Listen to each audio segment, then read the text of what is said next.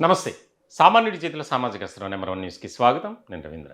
ఆంధ్రప్రదేశ్ రాష్ట్ర రాజకీయాల్లో వైఎస్ఆర్‌సీపీ ఆ పార్టీ పరిస్థితి ఏ రకంగా మారింది అని మనందరికీ తెలుస్తుంది.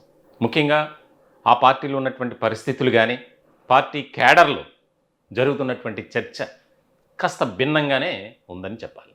రాష్ట్ర రాజకీయ వర్గాల్లో ఒక ఆసక్తికరమైనటువంటి చర్చ జరుగుతుంది. అదేంటంటే వైఎస్ఆర్‌సీపీ పని అయిపోయినట్లేనా? ఆ పార్టీని బ్రతికించేందుకు నాయకులు ఉన్నా సరే, దాన్ని కొనసాగించడానికి క్యాడర్ దూరమవుతుంది. ఇదే రకమైనటువంటి విధానం కొనసాగితే ఆ పార్టీ భవిష్యత్ అంధకారంలోకి వెళ్ళక తప్పదు అనేది. నిజమే, వాస్తవమే అయి ఉంటుంది. ఎందుకనంటే ఇప్పుడున్నటువంటి పరిస్థితుల్ని మనం ఒక్కసారి పరిశీలిస్తే రకరకాలుగా అభిప్రాయాలు.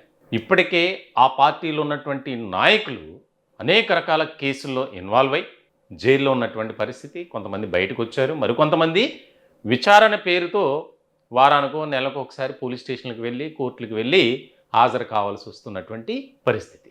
ఇటువంటి తరుణంలో మరి రాబోయే కాలంలో వైఎస్ఆర్‌సీపీ పరిస్థితి ఏంటి? ఆ నాయకుడిపై కూడా, అంటే పార్టీ వ్యవస్థాపకుడు మాజీ ముఖ్యమంత్రి వైఎస్ జగన్మోహన్ రెడ్డిపై కూడా అనేక రకాలుగా గతంలో ఉన్నటువంటి ఆ కేసులు ఇప్పటికీ ఆయన్ని ఇబ్బందికరమైనటువంటి పరిస్థితుల్లోనే ఉంచాయని చెప్పాలి. ఇలాంటి క్రమంలో వైఎస్ఆర్‌సీపీలో ఉన్నటువంటి ముఖ్యమైనటువంటి నాయకులు ఎవరెప్పుడు ఏ కేసులో అరెస్ట్ అవుతారో తెలియనటువంటి భయం. ఇప్పటికే జోగి రమేష్ కావచ్చు, చెవిరెడ్డి భాస్కర్ రెడ్డి కావచ్చు, మిథున్ రెడ్డి కావచ్చు, రాజ్ కసిరెడ్డి కావచ్చు, అంబటి రాంబాబు తాజాగా కావచ్చు, ఇలా వరుసగా నాయకులు అరెస్ట్ అవ్వటం ఆ పార్టీని ఉక్కిరిబిక్కిరి చేస్తున్నాయి. వాస్తవంగా చెప్పాలంటే ఇప్పుడున్నటువంటి పరిస్థితులను కనుక మనం ఒక్కసారి పరిశీలిస్తే సైలెన్స్ ప్లీజ్ ఈ రకమైనటువంటి విధానం ఆ పార్టీలో కనిపిస్తుంది. ఎందుకనంటే ఎవరేం మాట్లాడినా ఏ రకమైనటువంటి ఇబ్బందులు వస్తాయో తెలియనటువంటి పరిస్థితి. సో ఇటువంటి క్రమంలో పార్టీ అధినాయకుడు వైఎస్ జగన్మోహన్ రెడ్డి మీరు కాస్త జాగ్రత్తగా ఉండండి, అంటే ఎవరు కూడా మాట్లాడటానికి వీల్లేదు, సైలెన్స్ ప్లీజ్, ఆయన ఒక ఆర్డర్ వేయటం కాదు, రిక్వెస్ట్ చేస్తున్నారు అనేది ఆ పార్టీలో అంతర్గతంగా జరుగుతున్నటువంటి చర్చ. 2019 నుంచి 2024 వరకు వైఎస్ఆర్‌సీపీ అధికారంలో ఉంది. బ్రహ్మాండమైనటువంటి స్థానాలతో తిరుగులేనటువంటి ఒక శక్తిగా, ఒక వ్యవస్థగా మారింది. కానీ 5 సంవత్సరాల టర్మ్ అయిపోయిన తర్వాత 2023 ఎన్నికల్లో ఏ రకమైనటువంటి పరిస్థితులు ఉన్నాయి అనేది ఇక్కడ చాలా క్లియర్ కట్గా మనం అర్థం చేసుకోవాలి. వాస్తవానికి వైఎస్ఆర్‌సీపీ వై నాట్ 175 అనే ఒక నినాదంతో, ఒక ప్రత్యేకమైనటువంటి విధానంతో ఎన్నికలకు వెళ్ళారు. కానీ వై నాట్ 175 కాదు, 11 సీట్లకు మాత్రమే పరిమితం కావాల్సి వచ్చింది. అంటే ప్రజాక్షేత్రంలో ప్రజలు, ఓటర్ దేవుడు ఏ రకమైనటువంటి తీర్పు ఇచ్చారనేది ఇక్కడ అర్థం చేసుకోవాలి మనం. దీనికి ముఖ్యమైనటువంటి కారణం 2019 నుంచి 2024 వరకు రాష్ట్రాన్ని పరిపాలించినటువంటి వైఎస్ఆర్‌సీపీ ఏకపక్ష నిర్ణయాలు తీసుకోవడం, ఇష్టారాజ్యంగా ముందుకు వెళ్ళటం, కేవలం సంక్షేమం, అభివృద్ధి ఈ వీటినే టార్గెట్గా తీసుకొని అనేక రకాలుగా వారు అభివృద్ధిని కానీ, పాలనను కానీ చిన్నాభిన్నం చేసినటువంటి పరిస్థితి. ఆ కారణంగానే పార్టీ ఓడిపోవలసి వచ్చిందనేది కూడా సొంత పార్టీలోనే జరుగుతున్నటువంటి చర్చ. ఇటువంటి క్రమంలో ఎన్నికలు జరిగాయి, కూటమి అధికారంలోకి వచ్చింది. ఆ తర్వాత వరుసగా వచ్చినటువంటి వారిపై ఆరోపణలు కానీ, విమర్శలు కానీ, స్కామ్లు కానీ, స్కీముల పేరుతో స్కామ్లు కానీ అన్నీ కూడా ఒక్కసారిగా రాష్ట్ర ప్రజలను కూడా ఆలోచనలో పడేలా చేశాయి. ఉదాహరణకు లిక్కర్ స్కామ్, వేల కోట్ల రూపాయలకు సంబంధించి ప్రజాధనాన్ని, రాష్ట్ర ఖజానాను ఏ రకమైనటువంటి విచ్ఛిన్నం చేసిందో తెలియనటువంటి పరిస్థితి కాదు. ఆ తర్వాత వరుసగా రేషన్ బియ్యం అని ఇంకా రకరకాల వ్యవహారాల్లో ఇన్వాల్వ్ అయినటువంటి వైసీపీ నేతలు ఇప్పుడు ఎవరు కూడా మాట్లాడలేనటువంటి పరిస్థితి. కొంతమంది అయితే సైలెంట్ మోడ్లోకి వెళ్ళిపోయారు. ఒకప్పుడు కొడాలి నాని కావచ్చు, వల్లభనేని వంశీ కావచ్చు, ఇటువంటి కొంతమంది ఏ రకమైనటువంటి అగ్రెసివ్గా మాట్లాడేవారో అందరికీ తెలుసు. అటువంటి వారే వెనుకడుగు వేశారు ఒక రకంగా చెప్పాలంటే. కొంతమంది అయితే రాజకీయాలకు దూరంగా వెళ్ళిపోయినటువంటి పరిస్థితి కూడా ఉంది. మనకెందుకులే, మన సేఫ్ జోన్ అనేది మనం చూసుకుందామని.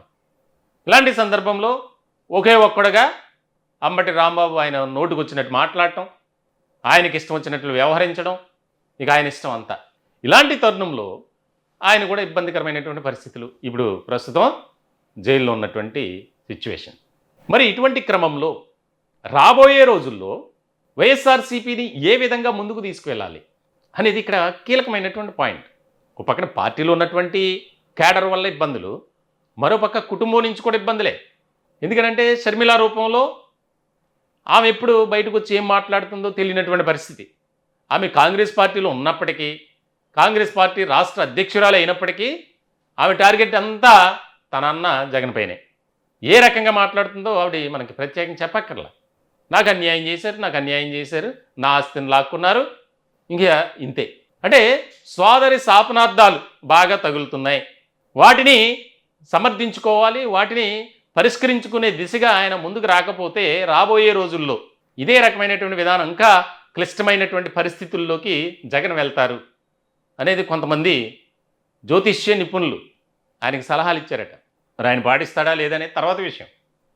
ఇన్ని రకాలుగా అంటే ప్రతిబంధకాలు, ముప్పేట దాడి, ఒక పక్కన కేడర్ వీక్ అవటం, మరో పక్క ముఖ్యమైనటువంటి నాయకులు బయటికి వెళ్ళిపోవడం, మరోపక్క కొంతమంది ముఖ్యమైనటువంటి నాయకులే అరెస్ట్ అవ్వటం, కేసులు, విచారణలు, ఏదైనా ఒక కార్యక్రమం చేయాలని తలపెట్టారనుకో దానికి సంబంధించి హౌస్ అరెస్టులు, ఎందుకు వచ్చిన గోల్లే అని చెప్పి ఎవరు కూడా బయటికి వెళ్ళలేనటువంటి పరిస్థితి. మరి ఈ రకమైనటువంటి చాలా కష్టమైన క్లిష్టమైనటువంటి పరిస్థితుల నేపథ్యంలో వైఎస్ఆర్సీపీని ఎలా ముందుకు తీసుకువెళ్ళాలి?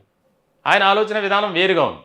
ఇప్పటికే కొంతమంది వ్యూహకర్తలను పెట్టుకొని 11 నియోజకవర్గాలతో పాటు మిగిలిన నియోజకవర్గాల్లో కూడా వైఎస్ఆర్సీపీని బలోపేతం చేయాలంటే మనం ఏ విధమైనటువంటి కార్యక్రమాలు చేయాలి? ఇక్కడ ఇంకొక ముఖ్యమైనటువంటి విషయం, అసెంబ్లీ సమావేశాలు జరుగుతున్నప్పుడు కనీసం అసెంబ్లీకి వెళ్లకుండా ప్రజల తరపున మాట్లాడకుండా ఉండటం కూడా వైఎస్ఆర్సీపీకి బిగ్ మైనస్ అని చెప్పాలి. ప్రతిపక్ష హోదా అంటున్నారు. ప్రతిపక్ష హోదా ఎవరు ఇవ్వాలి? అధికార పార్టీ ఇచ్చేదా? లేకపోతే రాజ్యాంగంలో ఏమన్నా దానికి సంబంధించి ఒక పర్టికులర్ సీట్స్ విన్ అవ్వాలి రాజ్యాంగంలో ఉన్నటువంటి నియమ నిబంధనల ప్రకారం? అంటే 18 సీట్లు వస్తే ఆటోమేటిక్గా ప్రతిపక్ష హోదా వచ్చేది.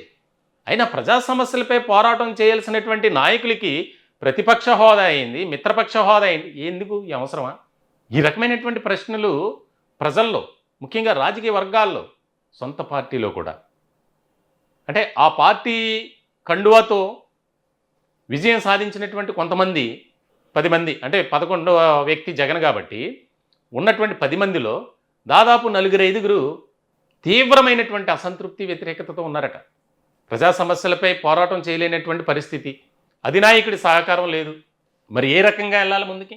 నిజంగా వారు 10 మంది గెలిచినటువంటి వారు చాలా గ్రేట్ అనే చెప్పాలి. ఎందుకనంటే ఒక వేవ్ వెళ్తున్నటువంటి తరుణంలో వారు గెలిచారంటే దానికి సంబంధించి దాన్ని నిలబెట్టుకోవాలి. వారి నియోజకవర్గంలో వారు తిరిగిలేనటువంటి నాయకుడిగా కంటిన్యూ కావాలి అంటే వారు ప్రజల తరపున పోరాటం చేయాలి. ఆ పోరాటం చేయనివ్వకుండా జగన్మోహన్ రెడ్డి గారు అడ్డుకుంటున్నారు ఒక రకంగా చెప్పాలంటే. మరి ఏది నియోజకవర్గాల్లో కార్యక్రమాలు లేవు. ఒకవేళ నియోజకవర్గ అభివృద్ధికి సంబంధించి ప్రభుత్వం దగ్గరికి వెళ్ళేటువంటి పరిస్థితి ఉందా? లేదు. సరే, సొంత పార్టీ ద్వారా ఏమైనా కార్యక్రమాలు చేయాలని ఆలోచన ఉందా? అది లేదు. మరి ఈ రకమైనటువంటి పరిస్థితుల్లో ఉన్నటువంటి ఎమ్మెల్యేలు కూడా ఏ రకంగా ముందుకు వెళ్తారు?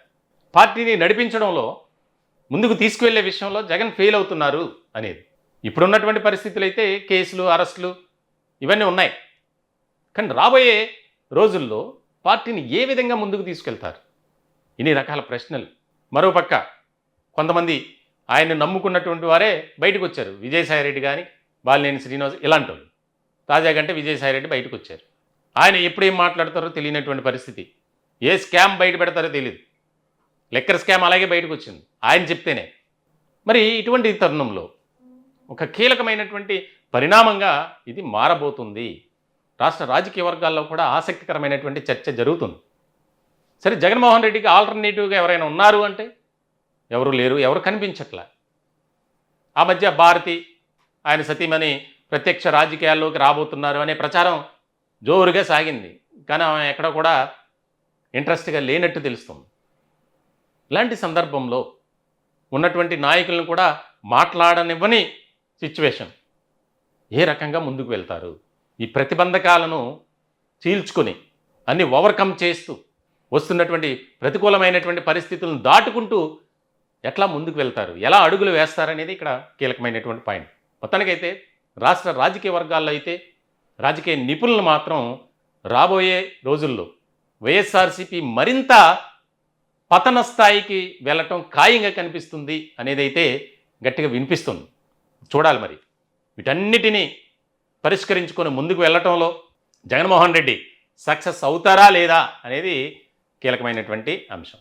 ఈ టాపిక్పై మీ విలువైనటువంటి అభిప్రాయాలు కామెంట్ రూపంలో తెలియజేయండి.